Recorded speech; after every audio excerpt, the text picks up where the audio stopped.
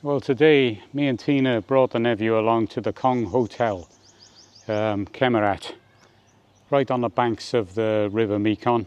Lovely hotel. A friend of mine stayed here last week and put some pictures and videos of the room. So, all in all, not a bad hotel. It's one of the newer ones from this area. Lovely big car park. It's absolutely scorching at the moment, but we've came here. I'm going to go in the pool shortly, and I wanted to address a few issues or make some statements about the diet I've been on for the past year, and just respond to some of the questions I've had on my personal Facebook and on the Facebook group the Khemarat.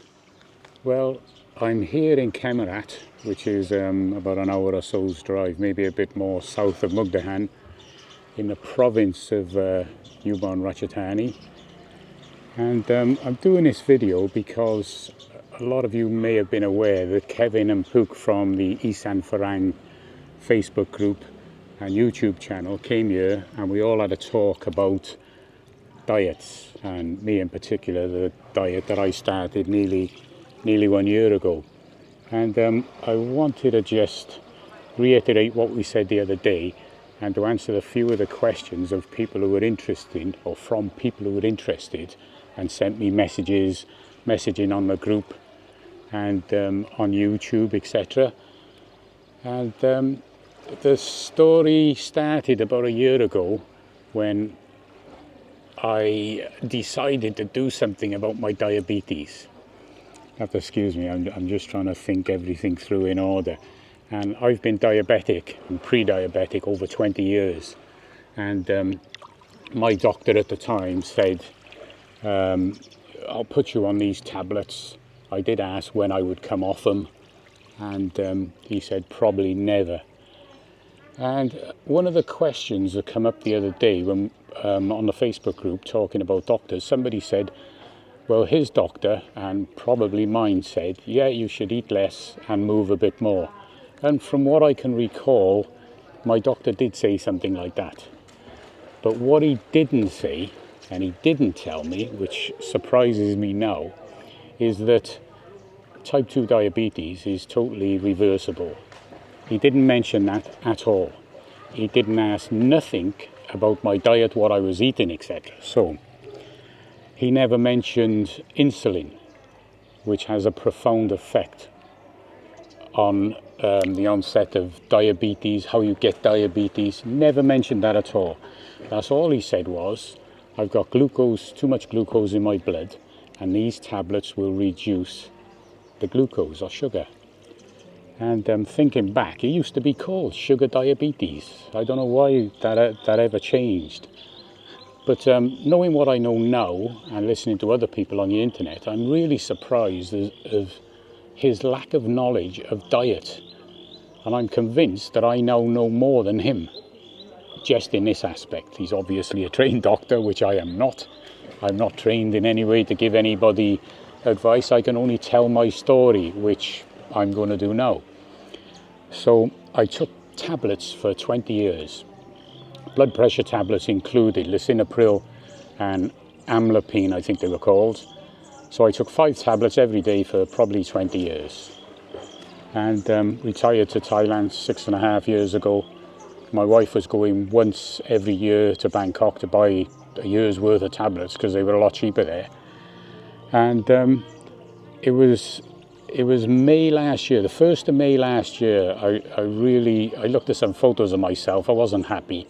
I thought, I've got to do something about this. This is just ridiculous. I will put a photo over this video.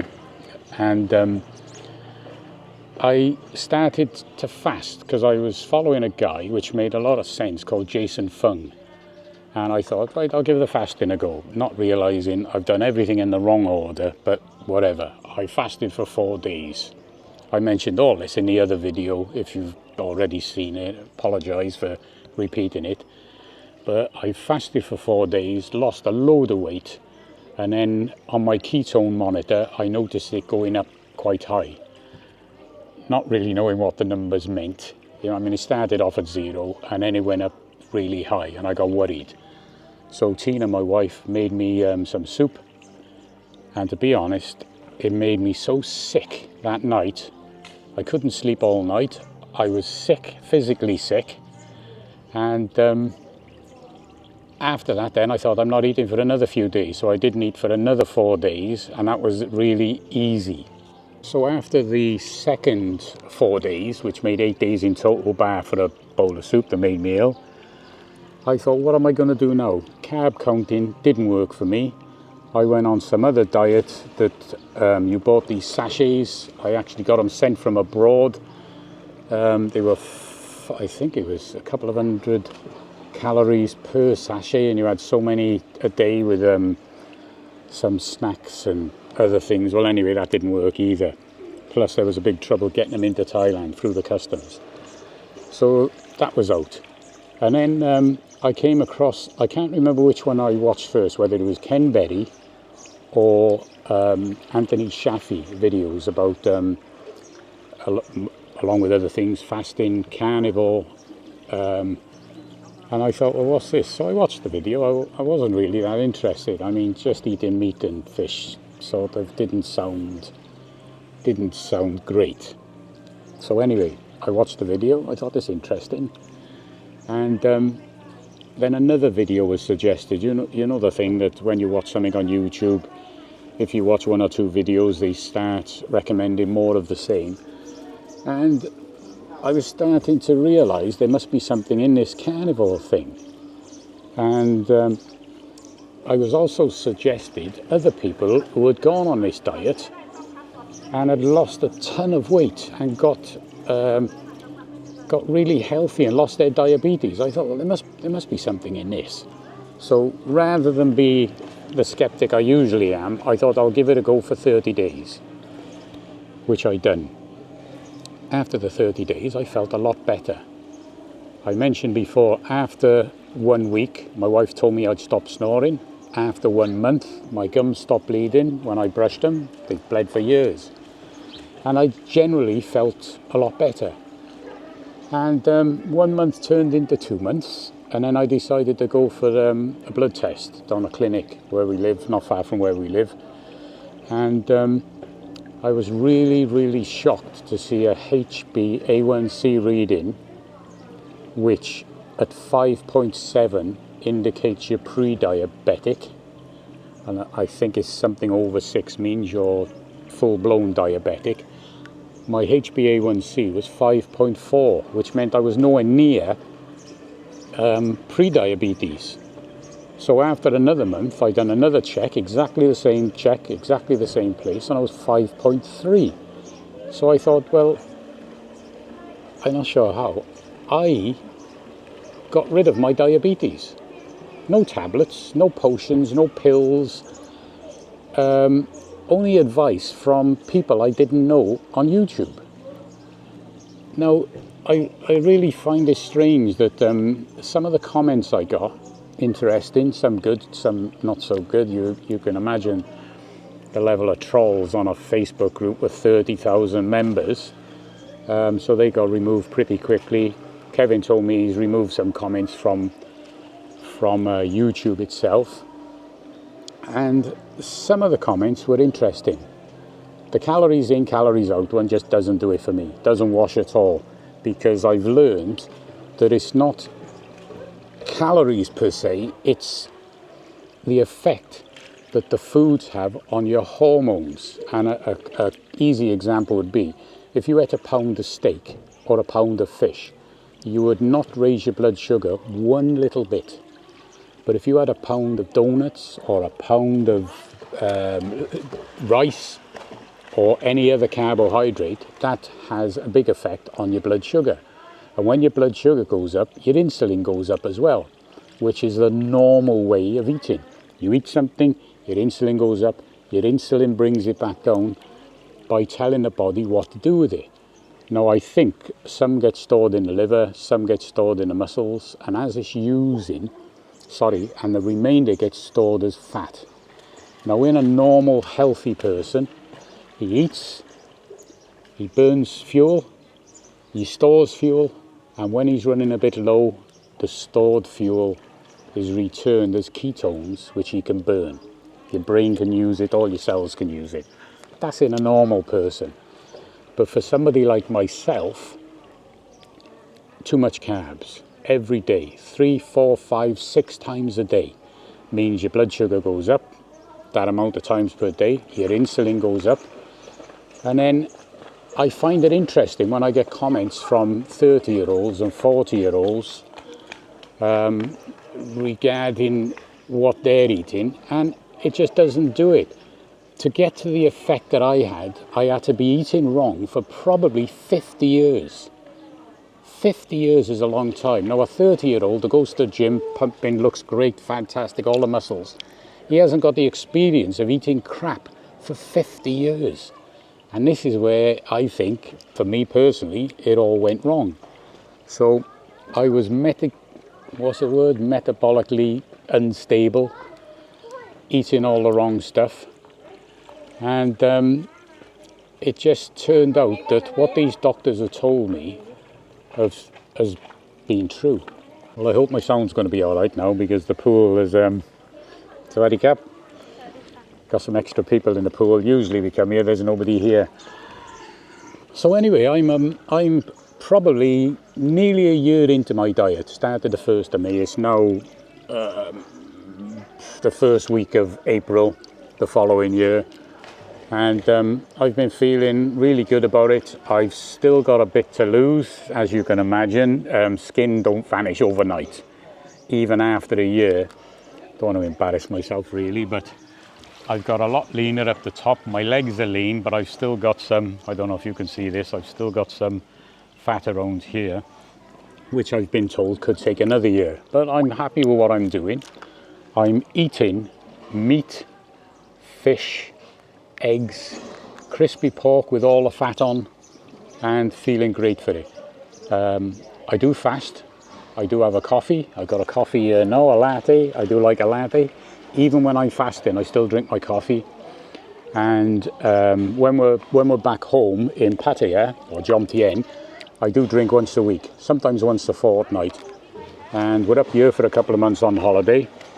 I drink every Saturday night at the local festival they have, and I will be having a couple of beers at Songkran as well. So I'm not cutting out everything, and I wouldn't expect everybody to. I mean, one of the comments on I can't remember if it was YouTube or Facebook was I said something about not eating carbs for a year, and some guy commented, "Oh, says the guy with a beer in front of him." He obviously didn't watch all the video, and I wish people like that just wouldn't comment.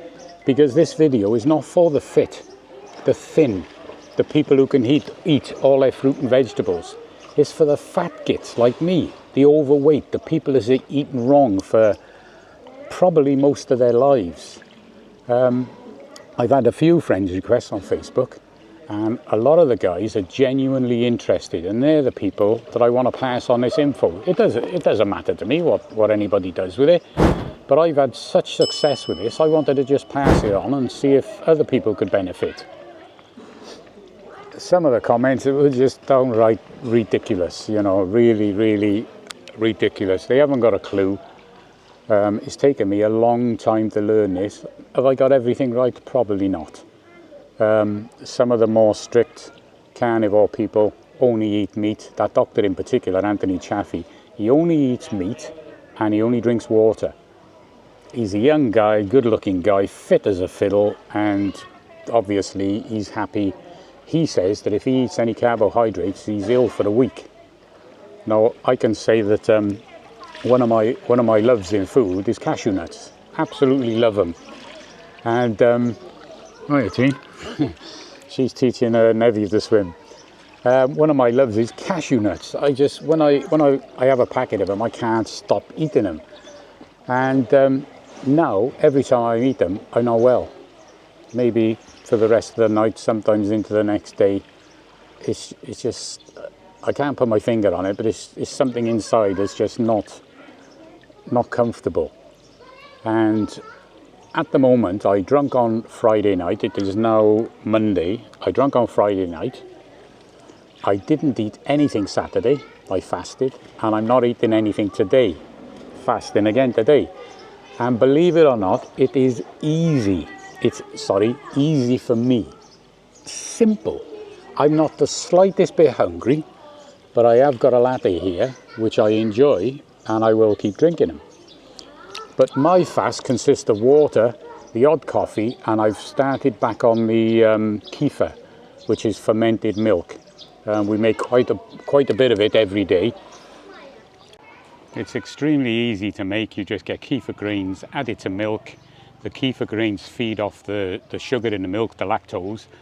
And the next day you've got, it can be slightly, the taste is slightly carbonated, like a thin yogurt. And it's supposed to be extremely good for you.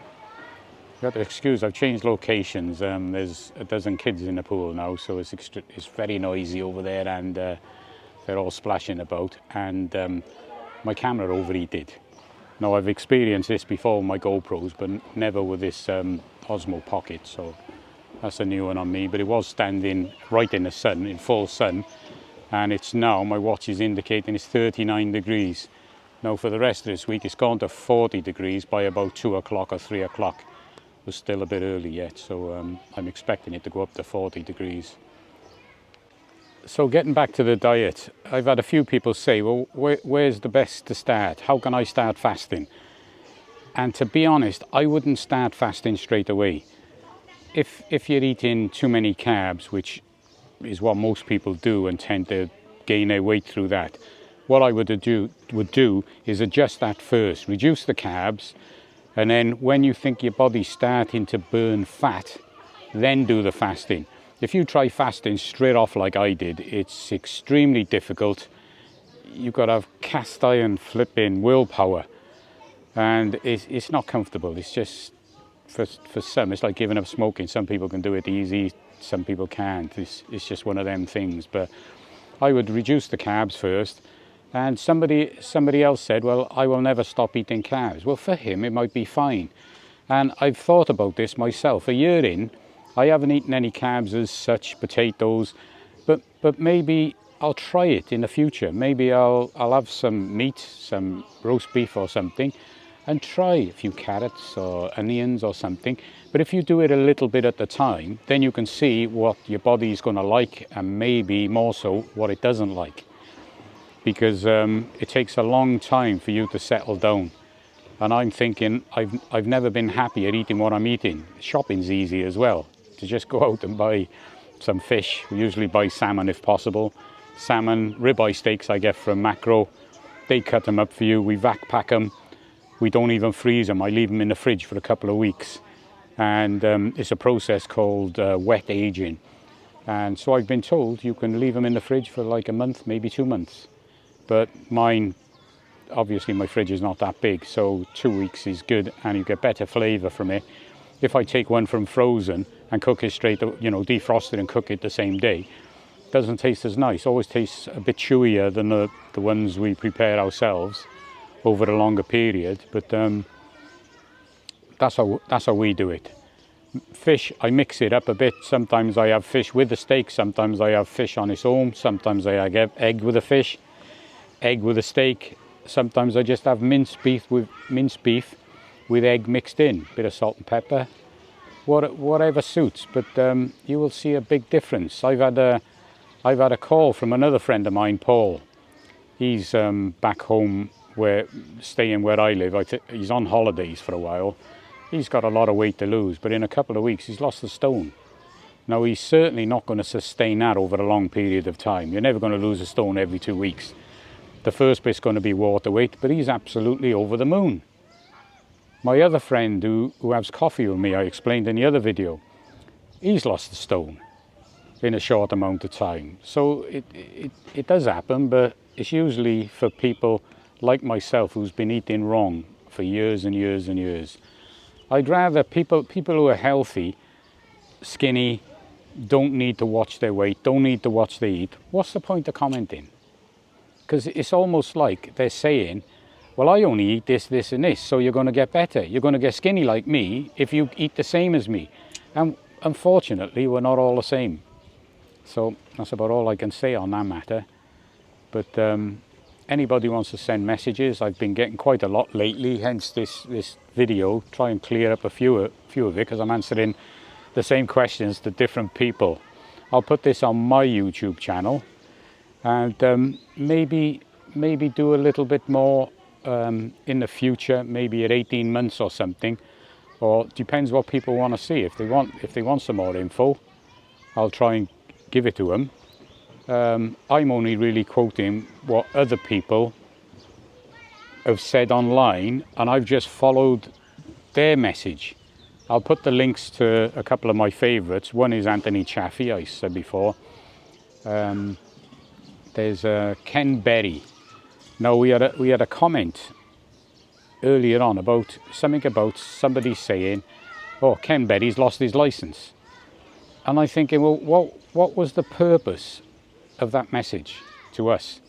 I've said I followed him. Everything he said has come true. So what was the point of somebody saying he's lost his licence? Maybe his bosses or superiors, I don't know how the doctors work, maybe they see him doing something that they say shouldn't be done, which is curing people. Maybe they don't like it. Because I have heard stories about some doctors saying that if you've got this, this and this, you've got to have these medications. And if you don't give these medications, you're outside of their health scope or whatever rules. And I'm wondering if maybe that's what's happened. But I watch Dr. Berry quite regular. There's also a heart surgeon. He's an Indian guy, really funny. But what he says is spot on, and you can understand him. He's very good. Stenekberg is another one. There's a few, obviously. Jason Fung, he's the one for promoting the fasting, but he also tells you about the history of where we started getting fat and how we started getting fat and what all the processed food's done for us.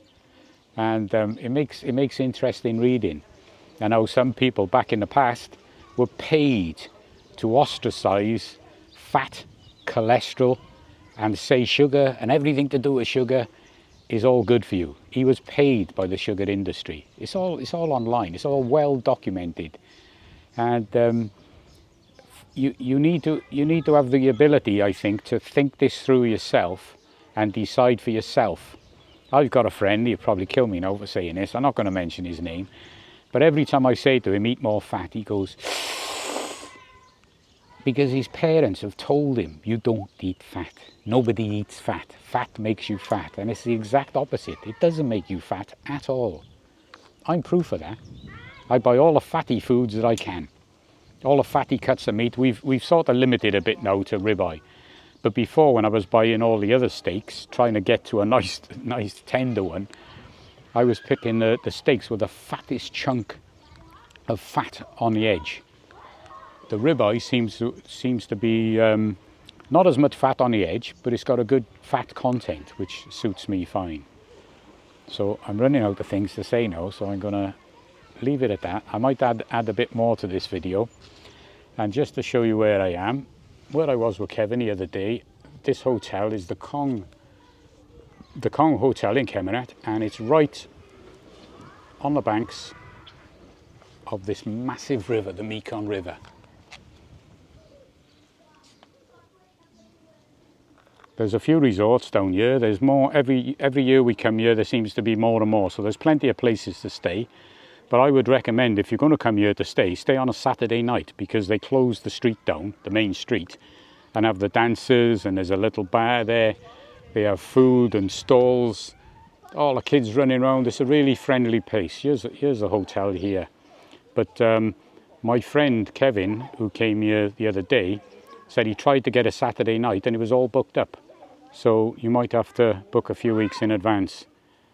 But it's a lovely area. This one of the few hotels that we found that lets us pay to use the pool. 150 baht for adults, 100 for kids. I mean, when you haven't got a pool and you're boiling hot, it is nice to have somewhere to go. So that'll be it for now. Well, today the pool's very popular. Poor little Sky, Tina's nephew, we're teaching him to swim. He's going great, but he can swim half the length of the pool, but he can't breathe at the same time. So that's the next little hurdle. I've never really taught anyone to swim before, so I don't really know how to advise him, but he's getting further and further, and the best part about it, he's not scared of the water. So it makes it quite easy. Say hello, Sawadee Cap. He's very quiet and he's worn out at the moment, so that'll be it for now. And that's my truck, as most people would recognise from the bike carrier on the back. And another view of the river.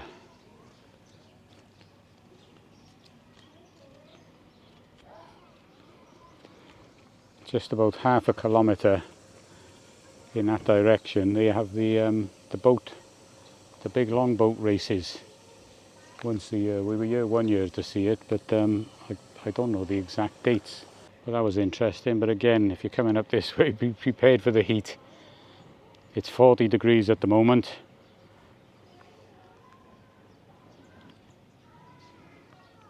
I'm putting these videos on back to front. I've already done my little talk on my diet, and it was 39 degrees then, but it is now 1:40 and it's 40 degrees.